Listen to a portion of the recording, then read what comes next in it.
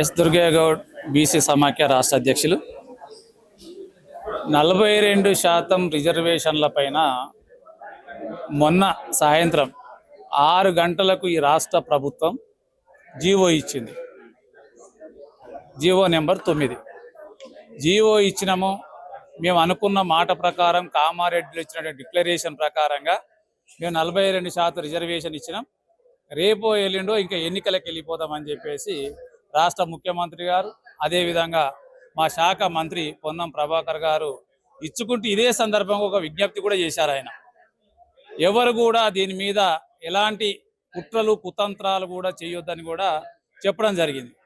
అయినప్పటికీ నిన్న పొద్దున్నే మా బీసీలందరూ, కాంగ్రెస్ పార్టీలో ఉన్నటువంటి బీసీలు కావచ్చు, మిగతా బీసీ నాయకులు కావచ్చు, సంబరాలు కూడా చేసుకుని స్వీట్లు కూడా పంచారు అక్కడక్కడ 42% రిజర్వేషన్ల పైన. అదే జీవో ఇచ్చి 24 గంటలు కూడా కాలే.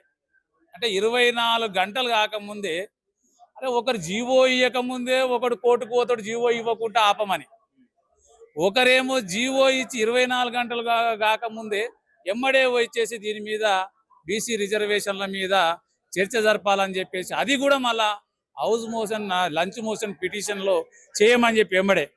ఇంత కడుపు మంట ఎందుకు మాధవరెడ్డి? మీకు మీ ఆస్తులు ఏమని అడిగిరా బీసీలు? మీ ఇల్లు ఏమని అడిగిరా? మీ పొలాలు ఏమని అడిగిరా? మీ కాంట్రాక్టర్లు ఏమని అడిగిరా? ఏం అడగలేదు కదా. మీ నోటికాడి ముద్ద ఏమన్నా గుంజుక తిన్నారా బీసీలు?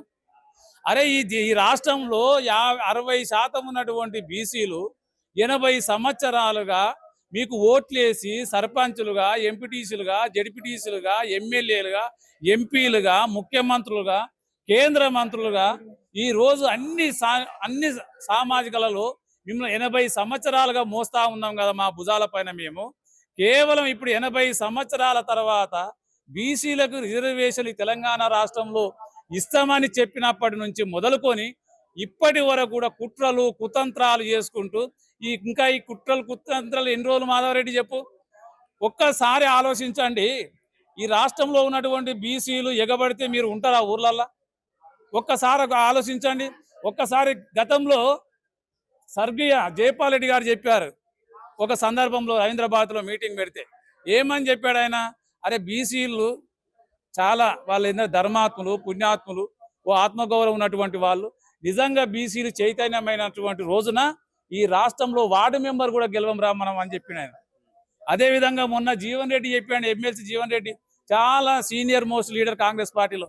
ఏం చెప్పిండు తెలుసా ఆయన? అరే ఈడబ్ల్యూఎస్ రిజర్వేషన్లు పొందుతున్నాం మనం. అరే మనం 6% ఉన్నాము. అరే మనకు 10% రిజర్వేషన్లు ఇస్తున్నారా? చాలా అన్యాయం ఇది, బీసీల నోటికాడి ముద్ద గుంజుకుంటున్నామని చెప్పిండు ఆయన. కనీసం ఈ సోయి తెచ్చుకో మాధవరెడ్డి ఒకసారి. గతంలో ఉన్నటువంటి జైపాల్ రెడ్డి మాట్లాడినటువంటి మాటలు, అదేవిధంగా మొన్న జీవన్ రెడ్డి చెప్పినటువంటి మాటలు కొంచెమన్నా మీ లోపల సిగ్గు, లజ్జ, సీము, నెత్తురు ఉండాలి కొంచెమన్నా ఈ కోర్టుల కేసులు వేయడానికి. అరే మీరు 10% ఉంటే 70% పదవులు అనుభవిస్తున్నారా బాబు? మీరు 70% పదవులు అనుభవిస్తున్నారని ఎన్నడన్నా మేము కోర్టుకు వెళ్ళినామా?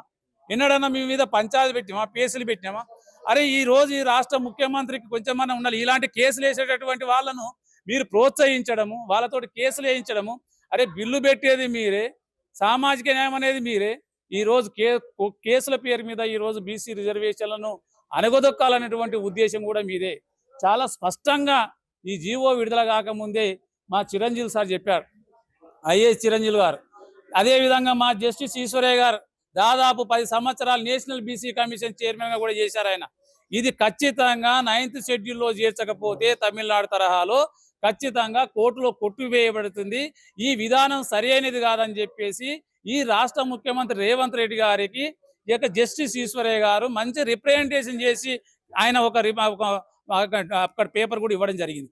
దాని ప్రకారంగా మీరు రిజర్వేషన్లు చేయమని చెప్పితే దాన్ని పక్కన పెట్టి ఓనాడు ఎడ్యుకేషన్ కమిషన్ అని చెప్పేసి, ఓనాడు అసెంబ్లీలో తీర్మానం అని చెప్పేసి ఒక బిల్లు ఏమో గవర్నర్ ద్వారా పెండింగ్, ఇంకొక బిల్లు ఏమో రాష్ట్రపతి భవన్లో పెండింగ్, ఇన్ని బిల్లులు పెండింగ్ పెట్టేసి ఈ రోజు మళ్ళీ కొత్త జీవో తీసుకొచ్చి ఈ జీవో పేరు మీద బీసీల గొంతులు కోసి మళ్ళీ తమిళనాడు పోయి చెప్తా ఉన్నాడు స్టాలిన్ దగ్గర, తెలంగాణలో మేము బీసీలకు పెద్ద ఘనకార్యం చేసినాం, దేశానికే రోల్ మోడల్.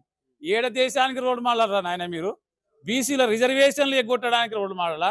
బీసీల బడ్జెట్ తినడానికి రోల్ మోడల్, బీసీలకు ఇవ్వాల్సినటువంటి మంత్రి పదవులు ఎగ్గొట్టిన దాంట్లో రోల్ మోడల్, బీసీ విద్యార్థుల ఫీజు రియంబర్స్మెంట్ ఇవ్వకుండా బీసీ విద్యార్థుల పొట్టగొడుతున్నది రోడ్ మోడల్, సంవత్సరానికి 20,000 కోట్ల రూపాయలు ఇస్తా అని చెప్పేసి ₹1 కూడా ఇవ్వకుండా దాంట్లో రోల్ మోడల్. దేంట్లో రోల్ మోడల్ మీరందరూ చెప్పడానికి సిగ్గుండాలి కదా కొంచెమన్నా. ఏం చేసిరని రోల్ మోడల్ చెప్తూ ఒక్కసారి ఈ రిజర్వేషన్ల మీద పార్లమెంట్లో గోడలు బద్దలు కొడతామంటారు, కేంద్రం మెడలు ఉంచుతామంటారు. ఒక ఇటుక రాయి కూడా బీకలేదు కదా మీరు. ఎక్కడ కూడా బద్దలు కొట్టిరు? నిజంగా మీకు బీసీ రిజర్వేషన్ల పైనగా చిత్తశుద్ధి ఉంటే, నిజంగా మీకు ఇవ్వాలని ఉంటే, ఏదైతే పద్ధతి ప్రకారంగా తమిళనాడు తరహాలో ఏ విధంగా రిజర్వేషన్లు చేశారో ఆ విధంగా చేసి ఖచ్చితంగా బీసీలకు రిజర్వేషన్లు వచ్చేవి. నిన్ననే చెప్పింది కోర్టు, ఒకవేళ మా మాట కాదని పోయినా కూడా ఎన్నికలు నిర్వహిస్తే మేము మళ్ళీ ఖచ్చితంగా దీని మీద ఖచ్చితంగా వాదనలు విలిపిస్తామని చెప్పారు. అక్కడే కనపడతా ఉంది విచిత్రశుద్ధి. 15 నిమిషాలు టైం ఇస్తే కూడా మీరు పెట్టినటువంటి లాయర్ కదా, ఇక్కడ కూడా బీసీ వెల్ఫేర్ డిపార్ట్మెంట్ కానీ సంబంధించిన శాఖ మంత్రులు ఎవ్వరు కూడా అక్కడ లేనటువంటి పరిస్థితి. అంటే బీసీ రిజర్వేషన్లను గాలి కొదిలి కేవలం నామమాత్రం పేపర్ల కోసం, టీవీల కోసం మరొకసారి బీసీలను మోసం చేసేసి బీసీల ఓట్లు దండుకునే కార్యక్రమం తప్పితే బీసీలకు రిజర్వేషన్లు ఇచ్చేటువంటి ఉద్దేశం ఇవాళ కాంగ్రెస్ పార్టీ కానీ, బీజేపీ పార్టీ కానీ, బీఆర్ఎస్ పార్టీకి లేదని చెప్పేసి చెబుతూ ఆయా రాజకీయ పార్టీలో ఉన్నటువంటి బీసీలందరికీ కూడా ఇప్పటికైనా సోయి తెచ్చుకొని ఆ జెండాలు తగలబెట్టేసి బీసీ జెండా ఎత్తుకొని తిరగాలని చెప్పేసి ఈ సందర్భంగా విజ్ఞప్తి చేస్తున్నాం.